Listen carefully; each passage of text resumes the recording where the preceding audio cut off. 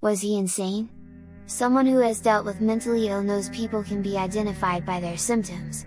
Muhammad displayed no symptom of insanity at any time in his life. No friend, wife, or family member suspected or abandoned him due to insanity.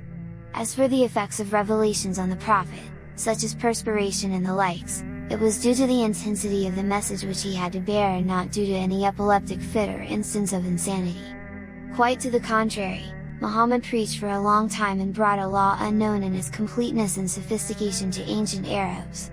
If the Prophet was insane, it would have been obvious to those around him at one point in a period of 23 years. When in history did an insane man preach his message to worship one God for 10 years, 3 of which he and his followers spent in exile, and eventually became the ruler of his lands? Which insane man has ever won the hearts and minds of people who met him and earned the respect of his adversaries? More so, his closest companions, Abu Bakr and Umar, were recognized for their abilities, nobility, skills, and finesse. They were willing to sacrifice anything for the religion he brought. On one occasion, Abu Bakr brought all his material possessions to Muhammad, may the mercy and blessings of God be upon him, and when asked what he left for his family, responded, "I left for them God and His Messenger." Abu Bakr, a merchant by profession, after being elected the ruler of all of Arabs after Muhammad, spent a mere 2 dirham on himself and his family. Umar became the ruler of Arabia after Abu Bakr and conquered Syria, Egypt, and subdued the Persian and Roman empires. He was a man known for his scrupulous justice. How can someone suggest these people were following a mentally deranged individual? God suggests, stand before God without bias or preconceived beliefs, and discuss it with another person or think about it yourself. This Prophet has no madness, he is as stable today as you had known him for 40 years. Say, I counsel you one thing only, be ever conscious of standing before God, whether you are in the company of others or alone, and then bethink yourselves that there is no madness in this Prophet, your fellow man, he is only a warner to you of suffering severe to come. Quran 34:46. The Meccans of old rejected his call out of tribal partisanship, and they were not truthful in their accusations of his insanity. Even today, many people refuse to accept Muhammad as a prophet simply because he was an Arab and self-gratify themselves by saying he must have been insane or worked for the devil. Their hatred for Arabs translates into their rejection of Muhammad, even though God says, "Nay, but he whom you call a mad poet has brought the truth, and he confirms the truth of what the earlier of God's message bearers have taught." Quran 37:37. Although the pagan Arabs knew Muhammad all too well, but they still threw accusations of insanity at him, for they considered his religion a sacrilege against the tradition of their forefathers. And when our verses are recited to them as clear evidences, they say, "This is naught but a man who wishes to avert you from that which your fathers were worshipping." And they say, "This is not except a lie invented." And those who disbelieve say of the truth when it has come to them, "This is naught but obvious magic." And we had not given them any scriptures which they could study, and we had not sent to them before you, O Muhammad, any warner. And those before them denied, and they the people of Mecca have not attained a tenth of what we had given them.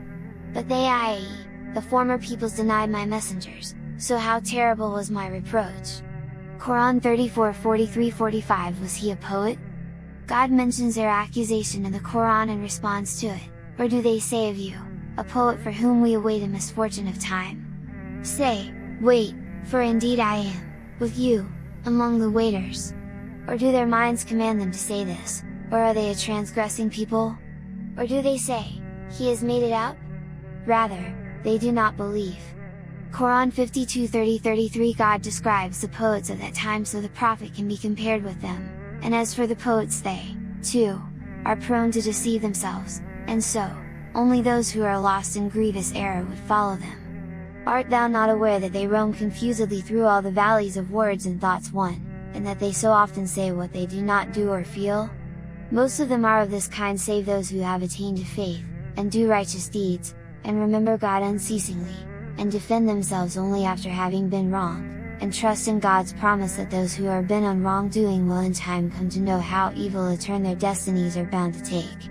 Quran 26-224-227. Arabian poets were the furthest from the truth, speaking of wine, womanizing, war, and leisure, unlike the Prophet who invites to good manners, serving God, and helping the poor. Muhammad followed his own teachings before anyone else, unlike the poets of old or philosophers of today. The Quran which the Prophet recited was unlike any poetry in its style. The Arabs of the time had strict rules in regards to rhythm, rhyme, syllables and endings to each verse of poetry. The Quran did not conform to any of the rules which were known in the time, but at the same time, it surpasses any type of text which the Arabs had ever heard. Some of them actually became Muslims after hearing only a few verses of the Quran, due to their certain knowledge that the source of something so beautiful could not be any created being. Muhammad was never known to have composed a poem before Islam or after prophethood. Rather, the Prophet had a severe dislike for it. Compilations of his statements, called Sunnah, have been diligently preserved and are completely different in its literary content than the Quran. The storehouse of Arabic poetry does not contain any couplets by Muhammad. Was he a sorcerer? Prophet Muhammad never learned or practiced sorcery. On the contrary, he condemned the practice of sorcery and taught his followers how to seek protection against it. Sorcerers have a strong relationship with the devil. Their partnership allows them to deceive people. Devils propagate lies, sins, obscenities, immorality, and evil, and they destroy families. The Quran clarifies those upon whom the devils descend. Shall I inform you upon whom the devils descend? They descend upon every sinful liar. They pass on what is heard, and most of them are liars. Quran 26-221-223 Prophet Muhammad was known and recognized to be a man of integrity true to his word who was not known to have ever lied. He commanded good morals and fine manners. No sorcerer in world history has brought a scripture like the Quran or a law like his.